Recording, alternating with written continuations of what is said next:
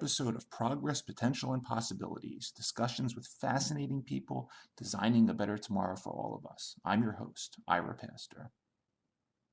Welcome everybody again to another episode of our show with another fascinating guest who is helping to create a better tomorrow for all of us. Tonight we have the honor of being joined by none other than José Luis Cordeiro, engineer, economist, futurist, transhumanist, and author. José Luis is a member of the World Academy of Art and Science, vice president of Humanity Plus, director of the Millennium Project, founding executive director of the Red Iberoamericana de Prospectiva, or RIBER, previously director of the Club of Rome, Venezuela chapter, the World Transhumanist Association, and the Extropy Institute. And Jose has been a visiting professor at various universities around the world and has studied, visited, and worked in over 130 countries on 5 continents.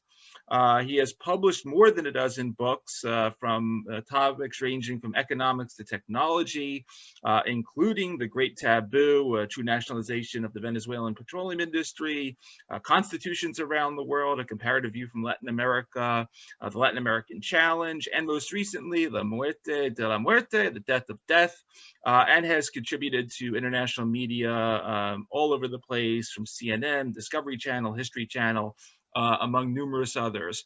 Jose has both his bachelor's and master's mechanical engineering from MIT. He spent time at the Center for Strategic and International Studies at Georgetown, did his MBA at INSEAD, PhD from Universidad Simon Bolivar, with studying both at MIT and JTRO in Japan. Lot to talk about. José Luis Cordeiro, thank you for taking the time to come on the show today. A pleasure for me to be here with you. I have watched many of your programs, and I think you're doing an incredible work. Thank you for that, and we're gonna continue to do that tonight, because I think between the two of us, we can spread a lot of excitement. But I got to start off, and I'm going to ask you to do 2 things for me. We're going to do it here. We're going to do it to the end. I want one Viva la Revolucion, and I want one energy from you to get started. Take the floor. I want to hear it. Fantastic. I always say, energy, my friends. Exactly. Energy. Exactly. That is because my first job was in the energy industry. I was over 10 years in energy, so I love the industry and I like energy. Excellent, excellent. So let's start off there, because you have an extensive background, and when you look at sort of the early days, consultant at Booz Allen Hamilton, you advised multiple of the major oil companies around the world. You were involved in petroleum exploration at Schlumberger. When along the lines did you get bitten by the singularity bug? When did that happen in that whole period of time, and during that? And when did that transition occur for you? Well, I have always loved technology since I was a child, and I saw the Apollo moon landing.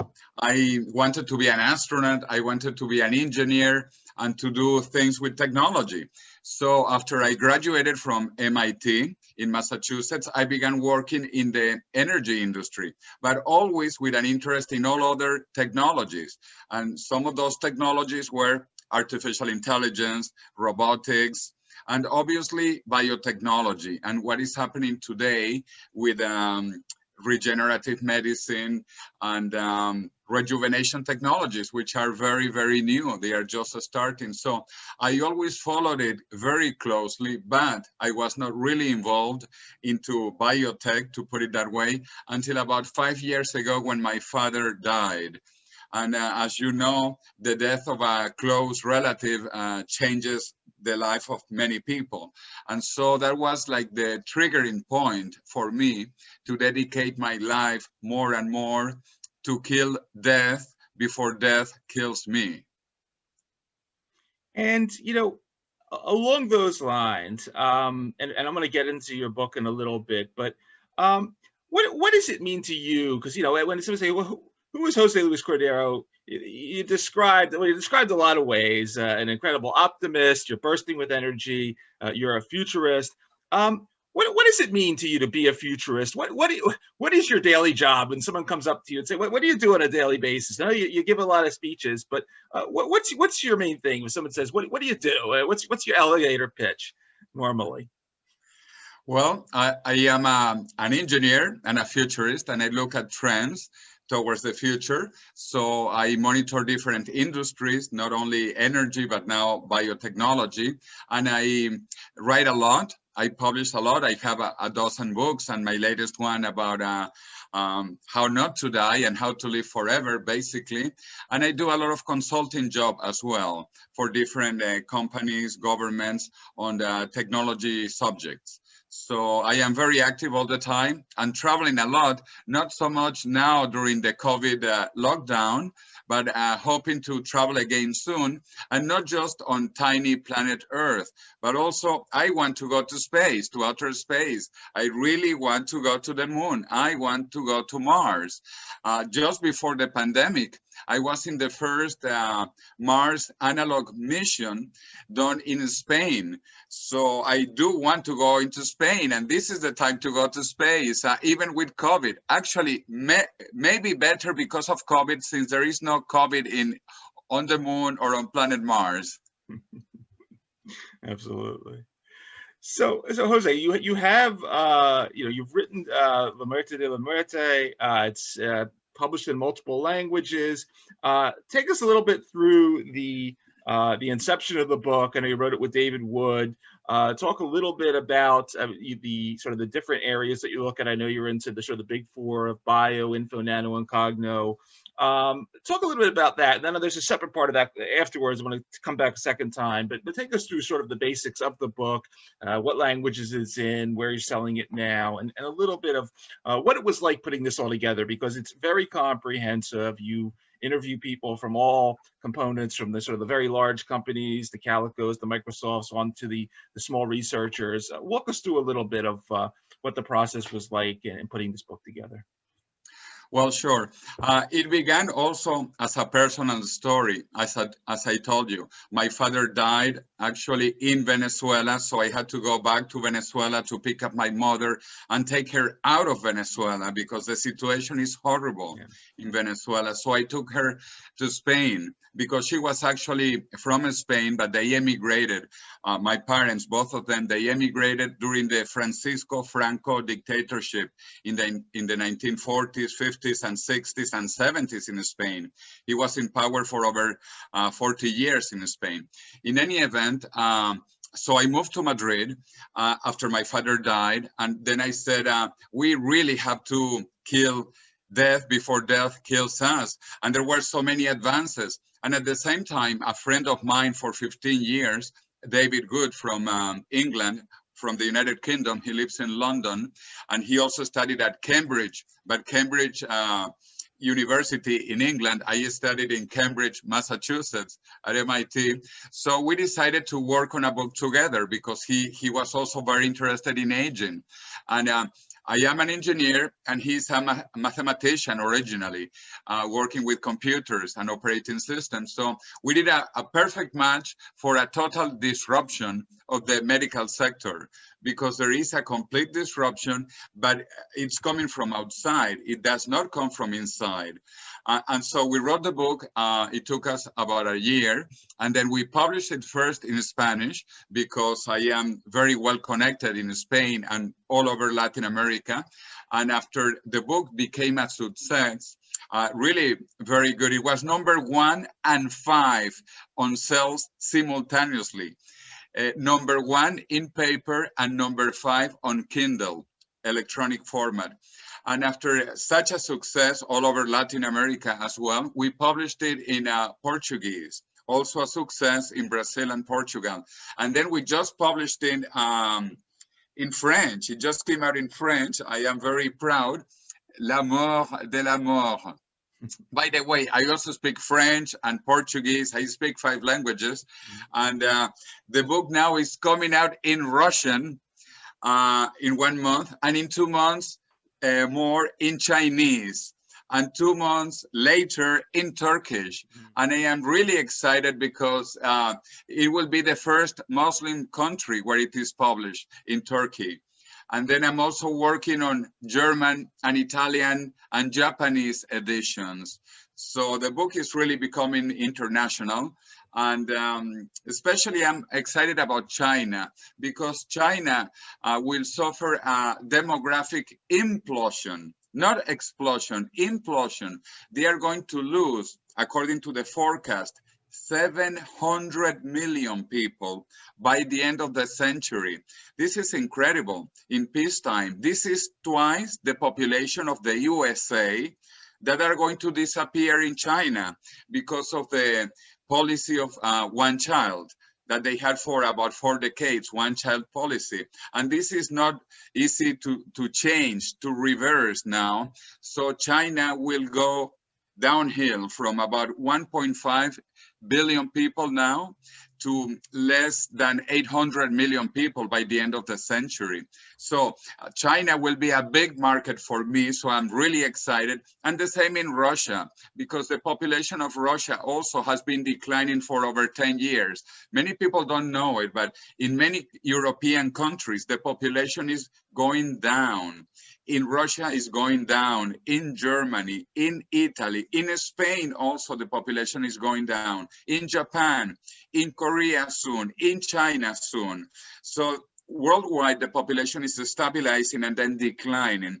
That is why we also have to preserve life. We have to keep people alive, but not old. We need to keep them young. And that is the objective, to live indefinitely young, because no one wants to live indefinitely old. No one wants to be old, and even less immortally old. But we want to be young, and why not immortally young? So that is the objective, and this is a real possibility now. And as I said, this is a disruption in the industry, in medicine, in biology.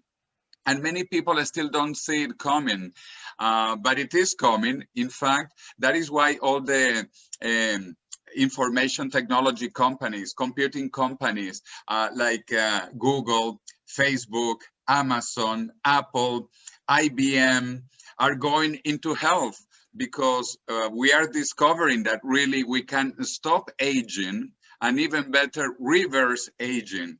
And this is really incredible. For the first time in history, we are close to the biggest dream of humanity, which is immortality.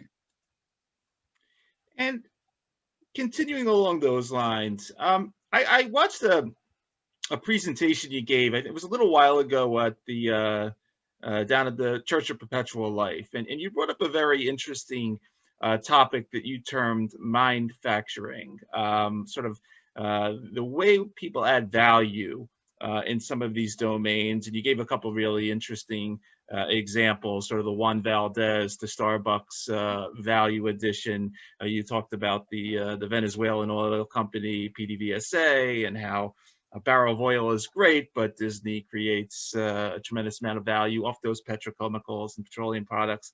What do you think we need? Because I maintain that as exciting as everything in your book is, and I interview many of those people on the show, there's still some value missing. I look at that.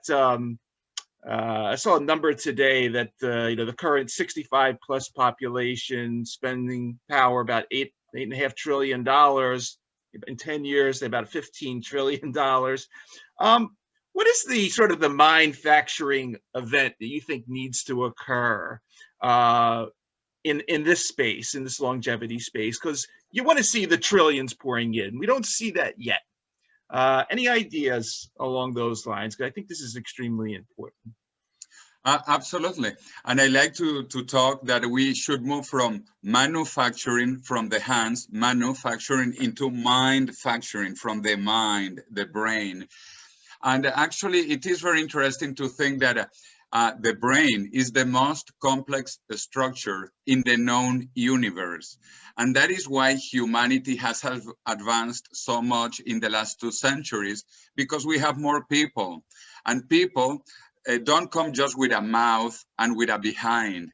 We come with a brain, and the brain is the most complex structure in the universe. It is so complex, so creative, so imaginative that it creates a lot of value, more value than what we eat. So having people is actually good, it's positive. But the problem is that the population of the planet is stabilizing, and it is already declining in many countries.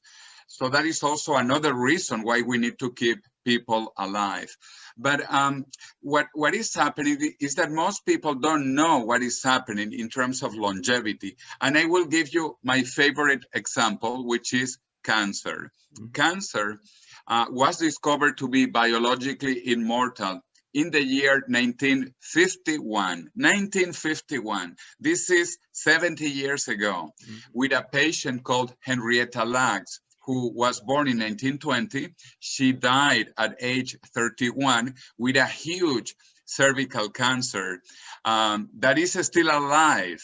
Henrietta Lacks died, but her cancer is alive. Actually, her cancer has just become 100 years old, but the cells look, the tumor, they look like teenager cells, all full of life, full of energy. So my point is that we know for 70 years that cancer is biologically immortal, and most people don't know it. People don't know it. Ask most people, they don't think it's immortal. Actually, they don't think immortality is possible. Well, yes, it is possible. Immortality is so possible that it already exists, and cancer cells discovered how to be immortal. And they didn't go to Harvard, or they didn't go to MIT, or cancer cells didn't even go to Stanford or to Berkeley. No, no, no. They discovered how not to age on their own through simple mutations. And if cancer discovered how to stop aging, we will discover that too. And we will discover it very soon. That is, for example, why Microsoft, after the sequence of the genome of the cells, they said that maybe in 10 years, we can conquer cancer, we can eliminate cancer, because we will find the mutations that stop aging. And this will give us clues not only to stop cancer, but also to make other good cells immortal. And there are also good cells that are immortal, which are the germ cells. The germ cells that make sperm, spermatozoids in men, or eggs in women. Germ cells also are biologically immortal, which means that they do not age.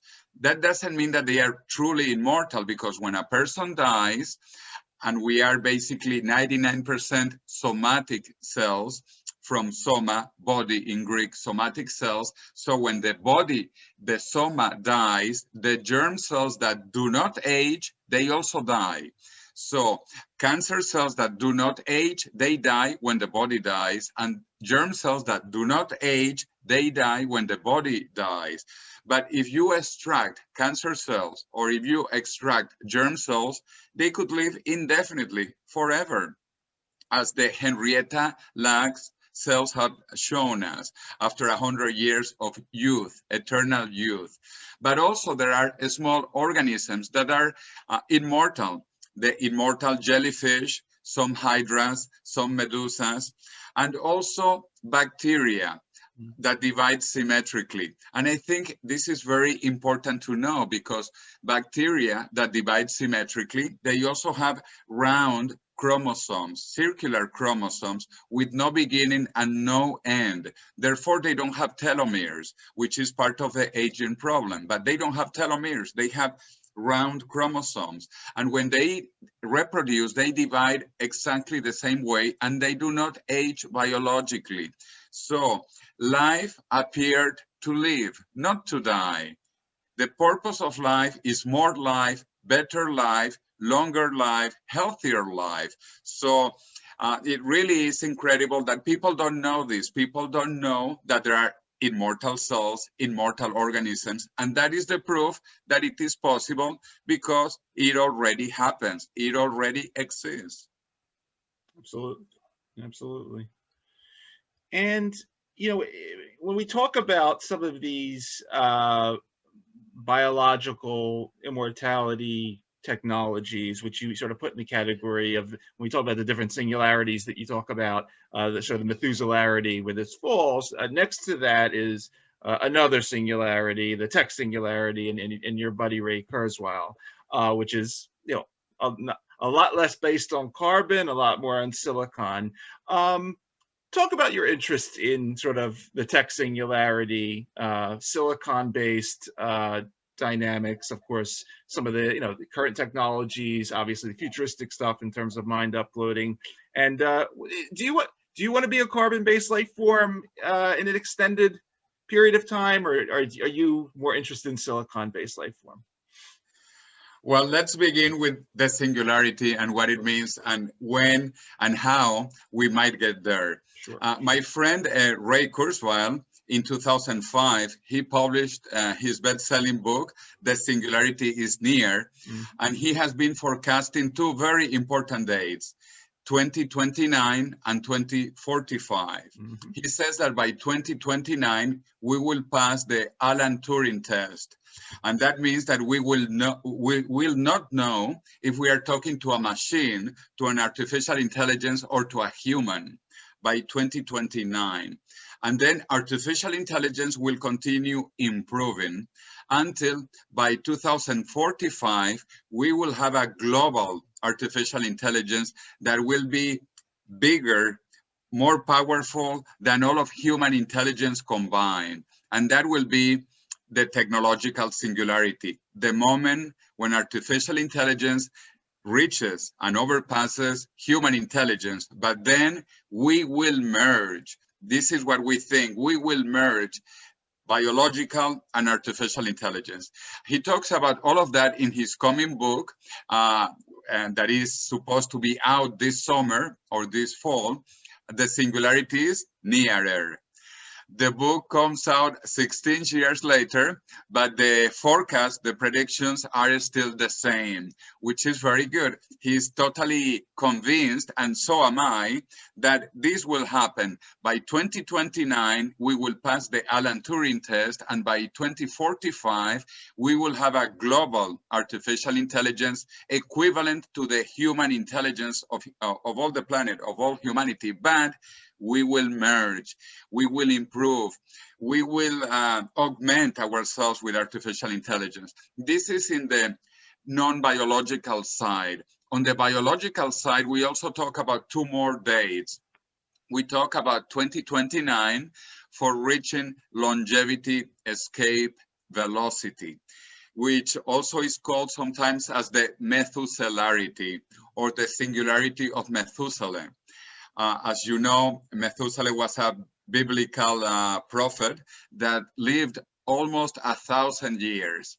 So by 2029, we will reach this singularity of Methuselah of living 1,000 years, or longevity escape velocity, which means that if we make it to 2029, we will live long enough to live forever, because we will gain an extra year every year that passes after that, after 2030, because longevity keeps on increasing, life expectancy keeps on increasing continuously.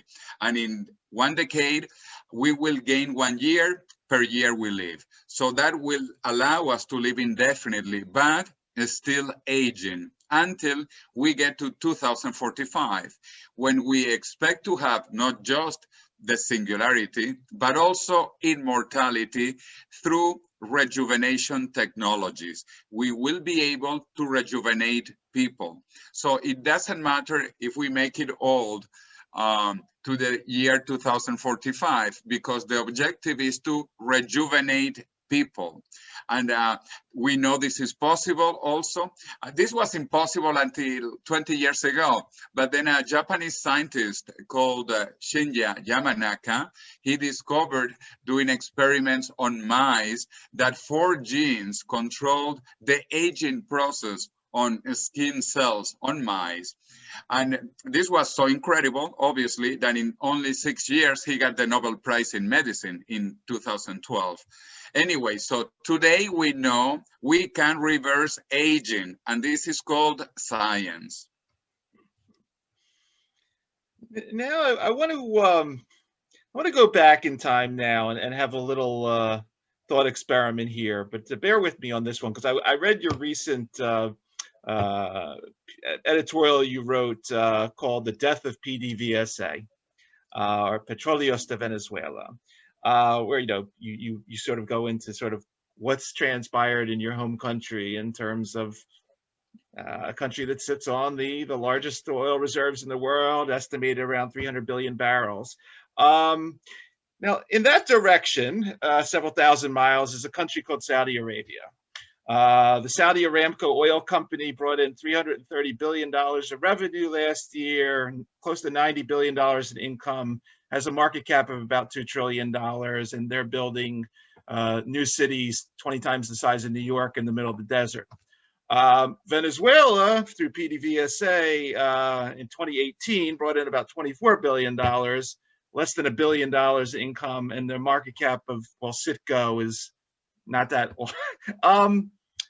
Do you ever think, and sorry, but I'm being a little controversial here, because I did hear before that fool Chavez came into play that you were supposed to be running PDVSA at some point.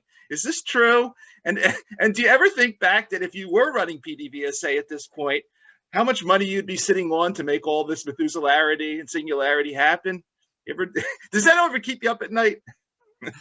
Yeah, actually, I am both Spanish and Venezuelan, and I was also US resident. I lived in the USA for altogether maybe 12, 13 years in two different periods and in two different parts. I was on the East Coast, I was at MIT, and then I was on the West Coast, I was in Silicon Valley. Right. But in any event, I am a citizen of Spain and a citizen of Venezuela. And in Venezuela, I was working for one of the presidential candidates in the last free elections before Hugo Chavez was elected in 1998. And in fact, I was the energy advisor of the president, who happened to be the mayor of Caracas. And before that, she was Miss Universe. Mm.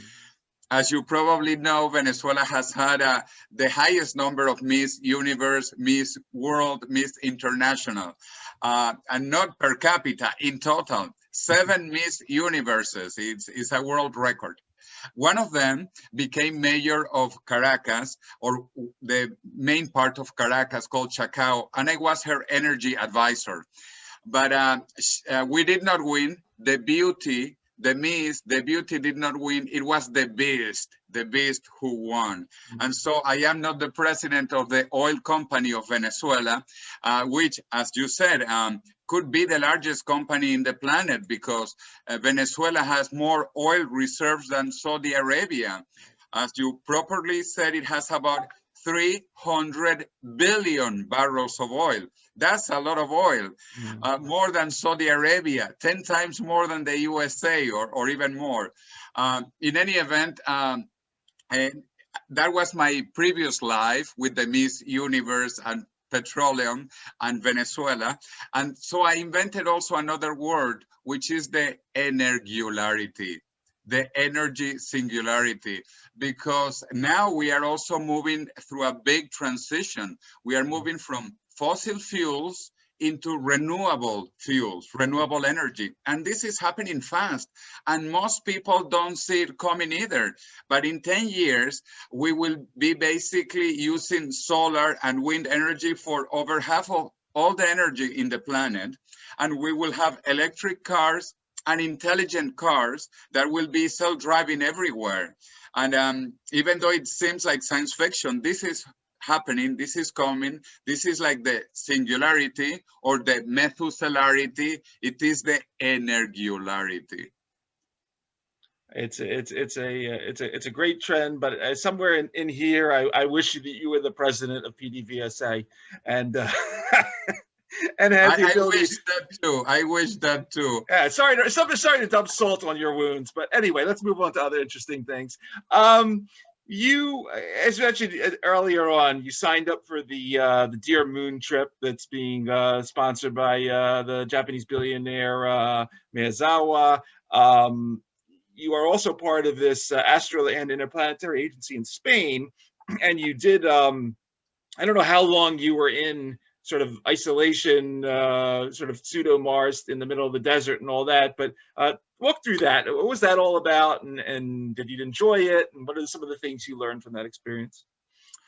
Yes, this is our home on planet Mars here on Spain. It was a analog mission. It's not a simulation. We call it analog mission because it tries to be analog, as similar as possible. And it was on a lava tube because the moon and Mars had volcanic activity in the past, and they are full of tunnels, lava tubes created by lava of the volcanoes. And this is where we would need to be protected from radiation because there is basically no atmosphere on either the moon or Mars. So we need to be protected. And the best protection is to go inside these lava tubes. And in northern Spain, there are over 2,000 caves. And similar to the lava tubes on Mars and the moon. So some people actually build this habitat, which is beautiful. We were there for 1 week, simulating the conditions of living on Mars. We had all of our equipment. We did the EVA, the extra vehicle activities. It took 20 minutes to communicate with Earth, even though we were still on Earth, but we simulated the internet connection from Mars to planet Earth of 20 minutes. We also had compression and decompression sessions to get in and out of the space habitat. So it was a fantastic simulation. Oh, the food was all astronaut food, as you have seen, dehydrated food. We had experiments with growing food also, hydroponic farms. We also tried to find bacteria within the cave. It was a great experience. So in fact, I do want to go to Mars or at least to the moon. So I joined the Dear Moon crew and I already passed the first step. Now we are going through the second step. There are 5 steps. The probability, sadly, is very low because I think there were close to 1 million people who applied from basically over 200 countries everywhere in the planet. So let's see if I pass step 2 and 3 and 4, because there are only 10 places for 1 million people. Not that bad odds. We'll see. But I have experience. I have done a simulation on Mars for 1 week. Exactly. Not bad. Exactly. Not many people can say that. Let's talk about Transvision coming up in October in Madrid this year. Yes. Okay. Actually, because I am the vice president of Humanity Plus, which is as we call today, the World Transhumanist Association. We organize normally every year if we can. We couldn't last year physically, but we had one virtual conference. I am organizing the next one in Spain in October. The previous one was virtual, and the previous one was in London, and the previous one also was here in Madrid in 2018, and we brought robot Sophia, who is very famous. Also talking about Saudi Arabia, she got citizenship in Saudi Arabia, which is really incredible. A female robot got citizenship in Saudi Arabia. In Spain, that's normal. She does not need citizenship. Even dogs are citizens here. But so anyway, now we are organizing this new conference with all the leading minds of transhumanism coming to Spain. Some of the pioneers like Natasha Vita-Moore, her husband Max Moore, Anders Sandberg, who is at Oxford University, David Pearce, co-founder of the World Transhumanist Association at the time with Nick Bostrom, and many people. Aubrey de Grey, obviously, who will be talking about longevity and health. he doesn't like to talk about immortality.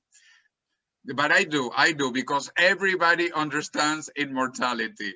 So I talk about immortality, even if Aubrey doesn't talk about it. And also Ray Kurzweil will be presenting his latest book, The Singularity is Nearer, that we hope it will be out by then. And hopefully also in Spanish, not just in English, but hopefully in Spanish as well. So it will be a fantastic celebration, also because it will be in a beautiful place called Ateneo de Madrid. And the Ateneo, the Athenaeum from Greece, it's the most beautiful cultural and scientific institution of Spain. And in that auditorium, Albert Einstein has spoken, and Marie Curie, and many other Nobel laureates. And it is celebrating 2 centuries. It is celebrating its first bicentennial, and we will talk about the next bicentennial. So it's good to look into the past to talk about the future. So I hope that you and many other futurists from around the planet will come, like we had already in 2018. And also robots, remember, robots are welcome. Cyborgs are welcome. Outstanding. Jose, any other events coming up? Obviously, Transvision is taking a lot of your time, but any lectures, any other conferences that you want to plug at this point that you're going to be giving talks at, or are you kind of with COVID sort of staying put for now? I also work with the Millennium Project, okay, that began as the futuristic part of the United Nations University, the American Council in Washington, where the headquarters of the Millennium Project still resides. And we have nodes throughout the world. And in 3 weeks, I will be presenting my book in Russian in Moscow.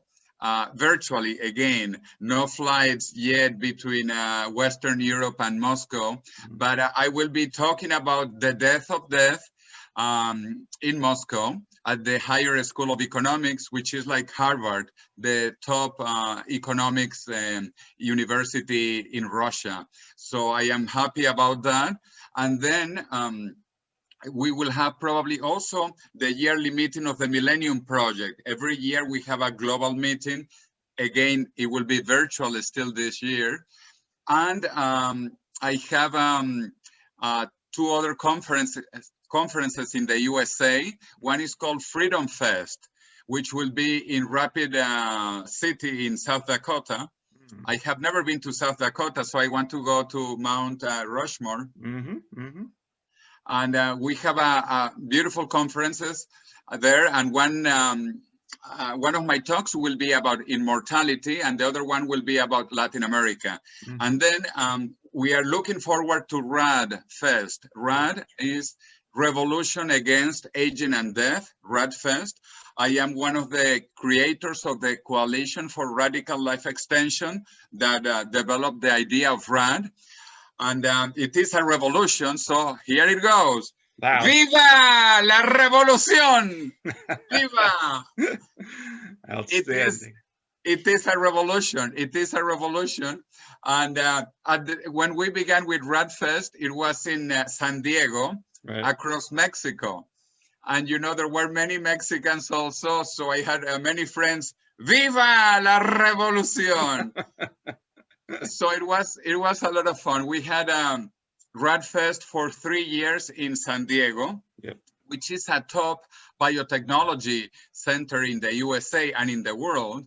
But in 2019, we moved to Las Vegas because it is more fun. That's true. Yeah. That's it. It's a pretty fun place too. It's an exciting time, and it's always fun listening to you and your optimism, and we need more of that in a space like this, especially in a world experiencing what this world is experiencing now. So it's great hearing about all this, Jose, and I just want to wish you the best with everything that you're going to be doing moving forward. About optimism, let me tell you something, because I like science fiction and I like space. Me And too. I visited Sir Arthur C. Clarke. Um, and I went all the way to his home in Sri Lanka. He lived in Sri Lanka for almost half a century. Yep. So I went to Colombo, Sri Lanka, and I interviewed him. And he was really an incredible person who believed on immortality. He wrote about immortality and also about cryonics, cryopreservation, all of these futuristic ideas. But anyway, he said that we need to be optimistic about the future, because it all begins in our minds. And these ideas become self-fulfilling prophecies. Mm-hmm. So if we think this is the end of the world, it will probably be the end of the world. But if we live, we will survive. We will strive and conquer and go to other planets. Then we will probably do it. And this is my favorite visionary now, Elon Musk, who also he got an award in Berlin, in Germany, in December 2020, last year. And during that award ceremony, he obviously talked about his new Tesla factory in Berlin, which is the biggest factory in Europe. Mm-hmm. And he also talked about space travel, that he's a bit delayed. It's not going to be 2024, but 2026 going to Mars. You know, anyway, he's going to beat NASA going to Mars. But he also said another thing. He said that, you know, immortality is possible, that we are doing so many advances in longevity that it is probably possible. So I think that will be his next project. After he goes to Mars, and that is very soon, this is anyway 5-6 years, he will begin thinking about aging, also because he will be older. He's just turning 50 now. And when he gets 55, 60, he will realize it is not good to age, and that we are moving faster and faster to rejuvenation technologies. Another good news, well, so many good news and so many fantastic things, even with COVID. In December 2020, biologist David Sinclair at Harvard, he rejuvenated the eyes of mice who were blind with this technology invented by the Japanese scientist Shinya Yamanaka, Nobel Prize laureate 2012. So he did cellular reprogramming, and he turned the blind eyes into visionary eyes. This is beautiful. The other thing, using artificial intelligence, Google and DeepMind was able to do an incredible problem in biology, protein folding. So many things are happening faster and faster than expected. And again, going to Mars, even if it is on 2026 with humans, and we're talking with people, it's just amazing, amazing. NASA only plans to go to the moon by 2023 or 24, which is also the time that Dear Moon with Elon Musk is planning to fly around the moon. So anyway, it's fantastic. There is global competition. China, Russia, India, the USA, of course, leading, but Europe also, all countries and private companies, not only Elon Musk. Oh, Jeff Bezos will take over Blue Origin at the end of this year, leaving Amazon. He will compete with Elon Musk head on head. So we might even go faster now to Mars or to space. So we live truly in fascinating times, incredible times. This is the best time to be alive. And as I like to say, we are between the last human mortal generation and the first human immortal generation. So where do you want to be? Absolutely. Absolutely. It's a fascinating time. And no one gets people more excited about it than you do, Jose. So it's great hearing the story in real time. But for everybody that's going to be listening to this episode on the podcast or watching on the YouTube channel, you've been spending time with the exciting, optimistic, full of energy, José Luis Cordeiro, engineer, economist, futurist, transhumanist, author.